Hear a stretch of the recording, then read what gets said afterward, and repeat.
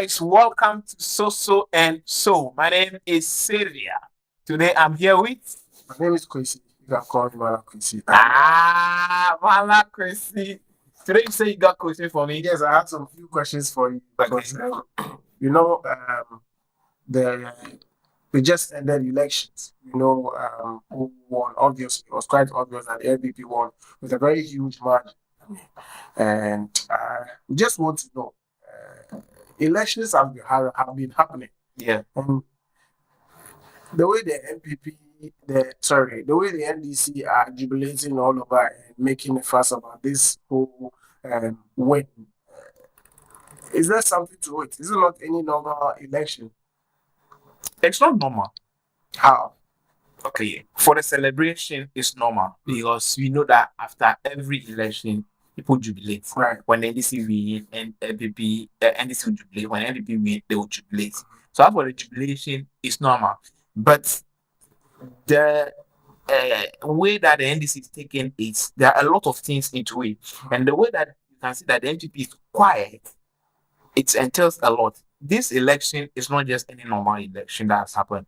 And then this victory for the NDC is extraordinary and it carries a lot of things. How extraordinary? That's what I want to understand. Like, how big of a deal is this win for the NDC? You see, from 1992, when we started this democracy, the two parties, NDC and NPP, have been winning. Mm-hmm. Okay, only the two of them. And now it's always that after 8 years, the one party will lose and then the other will come. Right. So you can see that from 1992 to 2000, NDC was in power and then they lost to NPP. NPP also ruled for 8 years and then NDC came. NDC ruled for 8 years and NPP came. Right. And NPP has also ruled for 8 years and now they've lost again. Right. So that pattern has like it's continuing, it hasn't been broken. But this particular one, NPP, according to their promise, that they are going to break it. They are going to break the these 8 years thing, and continue. But it couldn't happen. That is one. Now, secondly, President Mahama coming is only coming to do one term. That is 4 years. And then after, the party has to choose different person to contest on the ticket of the NDC, right? So this is an election where the normal 8 years routine has just happened. But the person that has won can only go for a term. And he is a former president. Now, this is the shock. The president controls the executive. We have the three arms of government, the judiciary, the legislature, and then the executive. The president controls the executive. Now, the party also is in parliament. But from 1992, there hasn't been a party that has taken absolute majority in parliament like this before. As in NDC or NPP taking absolute majority in parliament. But this election, NDC has crossed the two-third margin. As in, parliament has said that to take any decision in parliament, you need to take of the members of parliament. All right. So let's say when they are 300, you need 200 people to say yes. They do that in the sense that there's no way any party will have the two-third. So you always need some other people from the other side to help you to pass a law, okay, to make any decision. That is the reason why the two-third has been stated in our constitution, right? And so no party has taken the two-third before, all right? So you always need somebody from the other side. So it helps in check and balance. So the executive is supposed to check the other arms. The legislature also check and balance needs to happen. Right. So you don't have any absolute control to do whatever that you want to do. Right. We see it in Nanado's government that there are a lot of things that they want to do. But the NDC, because in parliament they were split half, they couldn't do it.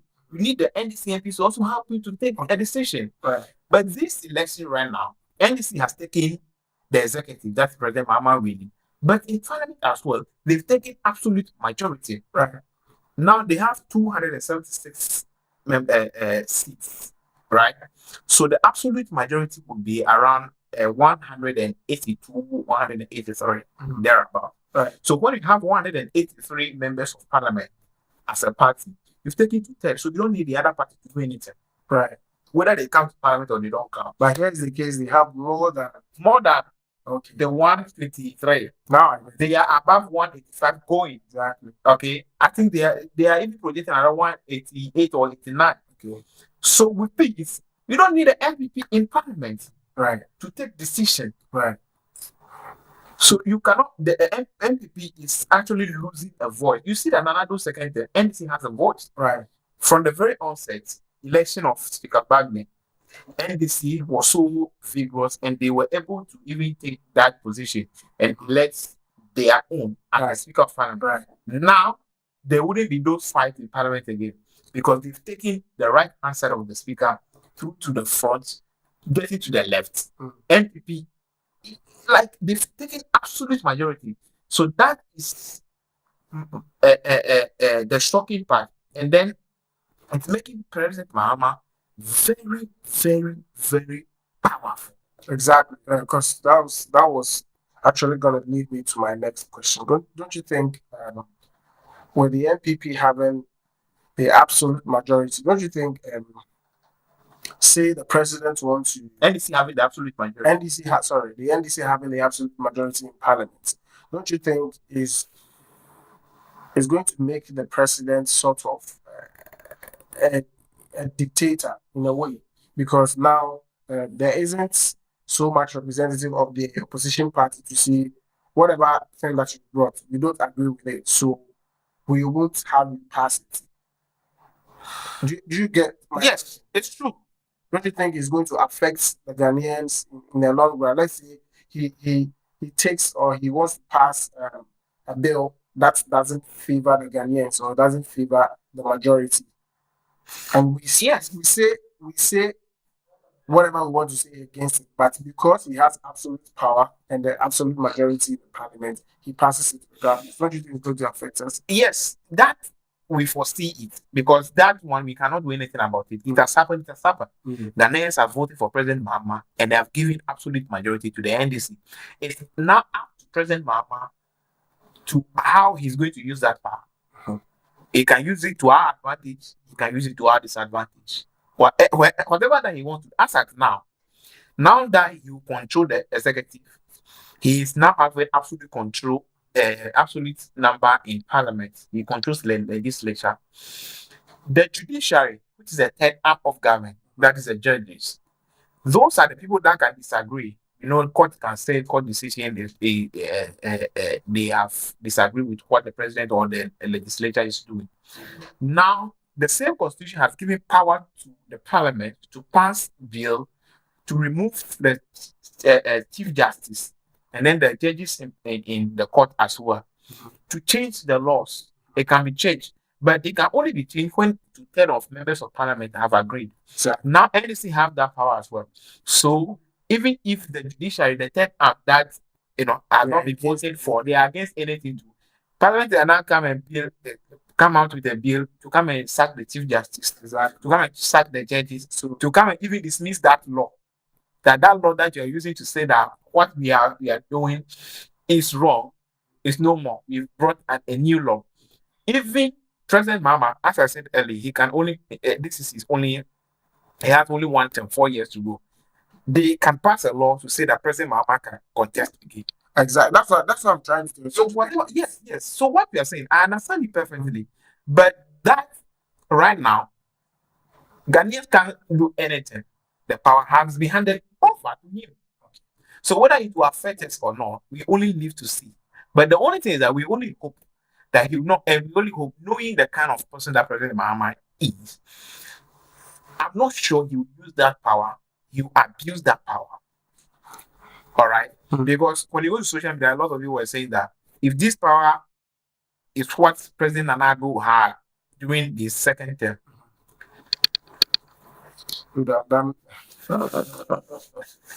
like you, because a lot of bills, a lot of taxes were brought to parliament. You see that there were a lot of fights between the NDC and then the NPP. Even the petty tax, the e-levy, NDC was so much against it, but they were able to pass it. A lot of things happened in this, the parliament. That's the eighth parliament, yeah, because the president didn't have the clear way to do the bill, whatever that he wants to do. You see, so now that power, thankfully, it has not been given to Nanado, it's been given to President Mahama. And knowing who he is, I'm not sure he will use that power. But now, as of now, the power has been given to him. Okay, he has absolute power in the country from January 2025. President Mahama has absolute power. We only pray that power he will use it to leave a lasting legacy in our politics. That is our only hope. But as at now, what has to be clear to every Ghanaian is that President Mahama is an absolute president that controls the executive, legislature, and to an extension the judiciary. Yes, yes. And it's a very big disadvantage to the NPP. Normally, opposition is there that have to criticize the government and put the government to vetoes. But right now, what you don't have a say. You see, Nanado's government, NDC, whatever that they want to do, they push their MPs to voice that for them, and then the person of what they call it, some ministers, they will tell you that don't approve this minister, don't approve this minister. How comes, for instance, they were vigorously saying that don't approve this minister because they will need the NDC to be able to take those decisions. Right now, reflecting of ministers, cabinet ministers, chief justice, whatever that the parliament have to do in this country, MPP is not needed. Only the NDC MPs alone can go and do it and come back. So it has shattered the New Patriotic Party. So this power is so strange. We never anticipate it. And I'm sure, 100% sure, President Mahama, chairman of the NDC, as you can see here, none of the NDC members anticipate that they will win this election and win it with this kind of margin. And then taking as for the absolute majority in parliament, even the writing of the constitution in the 1992 constitution, they never anticipate that a party can come and take this majority. That is why they stated it and they've made it like that to take is the one that can take such decision in parliament. They never anticipate that a party can take to 10. But here we are. The party has taken to not just to 10, over to 10 of parliament. It's something very shocking, very shocking. They can enact a law to say that MPP members, everybody that's served in this MPP government, should not come to parliament again. Exactly.